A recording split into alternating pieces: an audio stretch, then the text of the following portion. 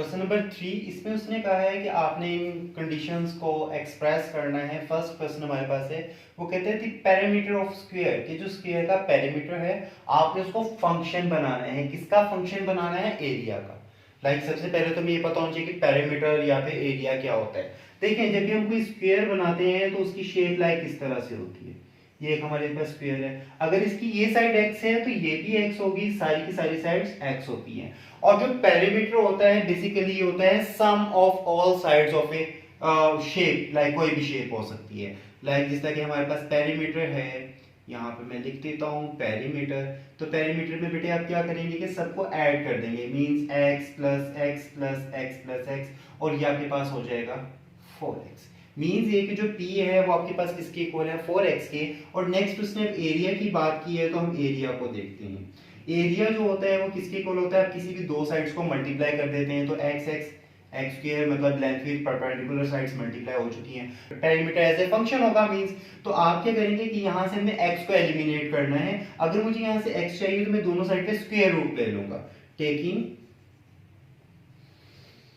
Square root. अगर मैं square root लेता हूं तो मेरे पास हो जाएगा एक्स स्क्वायर ए स्क्वायर रूट, ये कैंसिल आउट हो जाएगा और x का होगा अंडर रूट ए। अब इसको मैं पुट कर दूंगा इस पेरीमीटर के x की जगह पर, तो p मेरे पास क्या आ जाएगा? इसको मैं 1 का नाम दे देता हूं और यहां पे लिख देता हूं पुट इन 1। तो p मेरे पास कुछ इस तरह से आ जाएगा, p is equal to 4 under root A. This is the required solution, जिसमें उसने कहा है कि जो पेरीमीटर है वो एज ए फंक्शन होगा किसका? एरिया का।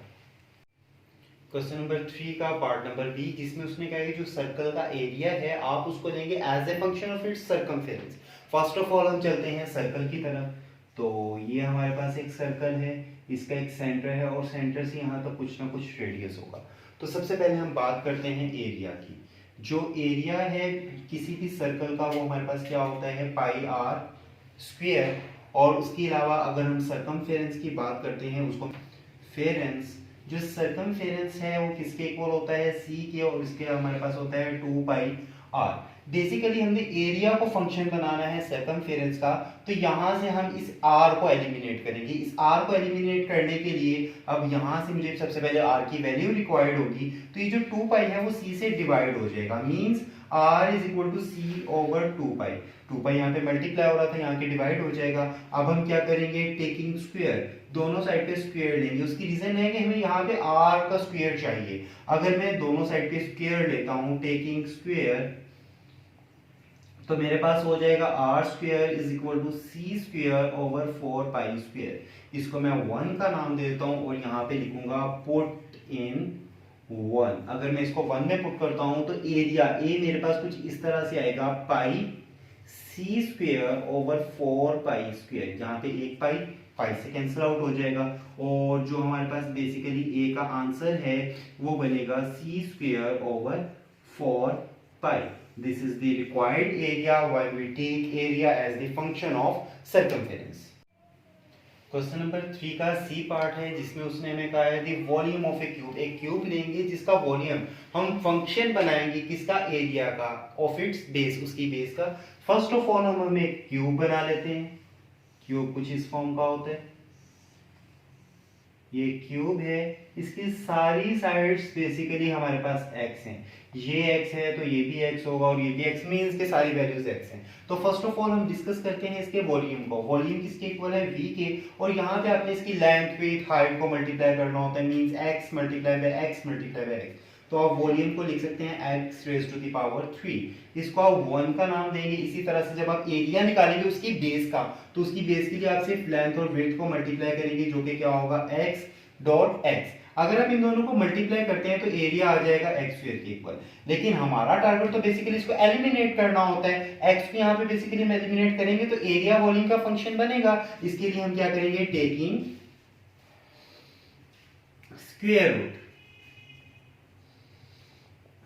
जब हम स्क्वायर रूट लेंगे तो हमारे पास क्या आ जाएगा?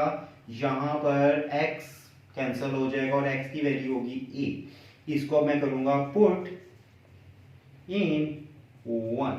अगर मैं 1 में पुट करता हूं तो कुछ मेरे पास इस तरह की फॉर्म बनेगी, like v is equal to under root a raised to the power 3. As we know that कि जो स्क्वायर रूट होता है वो 1/2 के इक्वल होता है, तो हमारे पास वॉल्यूम हो जाएगा a is equal to 3/2. This is the required solution. Question number 5 जिसमें उसने कहा है हमें फंक्शन एक प्रोवाइड किया है means f of x is equal to x raised to the power 3 minus ax square plus bx plus 1. उसने हमें दो फंक्शन की कंडीशन दी है, एक दिया है f of 2 जब होगा तो वो -3 के इक्वल होगा और जब f of -1 होगा तब 0 के इक्वल होगा. यहाँ से अपने a और b की वैल्यू फाइंड करनी है. तो सबसे पहले हम x की जगह पर 2 पुट कर देते हैं, मतलब जहाँ पे भी x है वहाँ पर हम क्या पुट कर देंगे 2.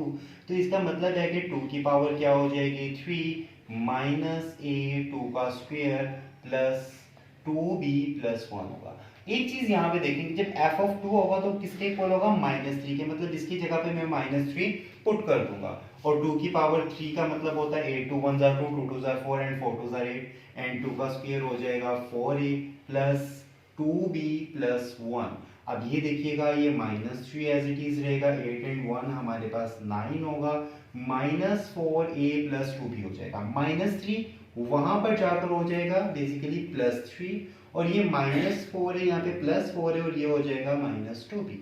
इन दोनों में से अगर मैं 2 कॉमन लेता हूँ तो बाकी होगा 2a - b is equal to 12 and 2a - b 2 यहाँ पे मल्टीप्लाई हो रहा है वहां पे जाके डिवाइड हो जाएगा, 2 1 2 2 6 12. तो आपके पास जो आंसर होगा वो होगा 2a - b is equal to 6. एक आंसर आ चुका है. अब आगे देखते हैं आगे होता क्या है. अब सेकंड कंडीशन उसने कहा है कि अगर आप x की जगह पर -1 भी पुट कर सकते हैं. अगर मैं -1 पुट करता हूं तो यहाँ पे हो जाएगा -1 raise to the power 3 -a - 1 square plus b into -1 plus 1. अब अगर f of -1 है किसके इक्वल है 0 के, यहाँ पे अगर मैं 0 पुट कर देता हूँ और -1 का क्यूब जब भी पावर ओड होती है तो माइनस बाहर आ जाता है, -1 का स्क्वायर प्लस तो -a - b प्लस 1, ये 1 इस 1 से कैंसिल आउट हो जाएगा और अगर इस वैल्यूज को यहाँ पे ले आऊँ या साइन चेंज कर दूं तो a प्लस b किसके इक्वल होगा 0 के. यहाँ से अगर मैं b का आंसर निकालता हूँ तो b बेसिकली किसके इक्वल होगा -a के. इसको मैं 1 का अगर नाम देता हूँ तो इसको मैं कर दूंगा पुट इन 1. अगर मैं 1 में पुट करता हूं तो जहां पे b है वहां पे मैं क्या लिख दूंगा -a. 2a तो पहले से मौजूद है और यहाँ पे जब -a करेंगे तो ये हो जाएगा -a is equal to 6. Minus minus हमारे पास हो जाएगा प्लस और 2 और 1 3a is equal to 6 and a is equal to 2 क्योंकि 3 वहां पर डिवाइड होगा एंड 3 1 3 3 2 6. अब a का जो आंसर आया है इसको हम करेंगे put in b. Put in b वाली वैल्यू में जिसे हम पुट करेंगे तो हमारे पास क्या हो जाएगा b is equal to -2. This is the required answer of a and b from the following function. Question number 6 उसने कहा है a stone fall from a height of 60 metre on the ground. एक पत्थर है जो कि आप 60 मीटर की ऊंचाई से जमीन पर फेंकते हैं, उसकी हाइट h है, x सेकंड के बाद वो तकरीबन अप्रोक्सीमेटली इस फंक्शन के मुताबिक किसी भी जगह पर होगा. Like the height of the stone कि उस पत्थर की ऊंचाई क्या होगी जब टाइम हमारे पास 1 सेकंड होगा. मींस ये कि जहां पर इसमें x है इस फंक्शन में वहां पे आप 1 पुट कर देंगे तो आपके पास क्या होगा 40 - 10 1 स्क्वायर. 1 का स्क्वायर हमारे पास होता है 1 और माइनस क्या हो जाएगा 10. 10 1 10 हो जाएगा. मींस ये एक बार मैं कर देता हूँ 40 - 10 और 40 - 10 इक्वल होता है 30 के. मतलब ये कि 1 सेकंड के बाद वो 30 मीटर जो है वो हाइट पर मौजूद होगा. सेकंड अब हमारे पास है x is equal to 1.5 second. मतलब जब टाइम 1.5 सेकंड होगा तो आप x की जगह पर 1.5 पुट कर देंगे तो आपके पास क्या होगा 40 - 10 1.5 स्क्वायर.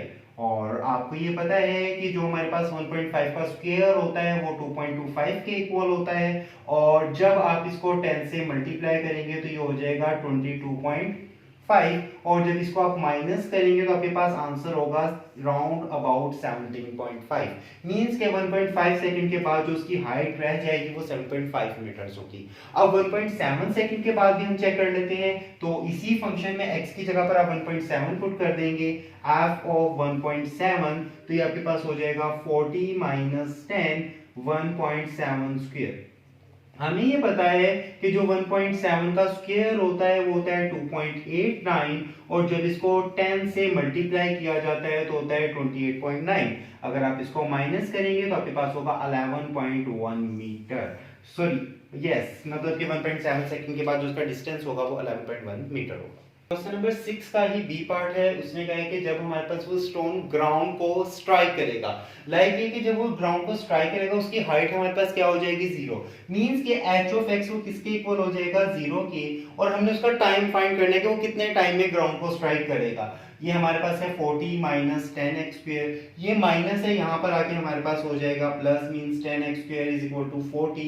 अब 10 यहाँ पर मल्टीप्लाई हो रहा है, वहां पे जाके डिवाइड हो जाएगा, मींस 40/10। ये कैंसिल आउट होगा तो x² किसके इक्वल होगा, 4 के।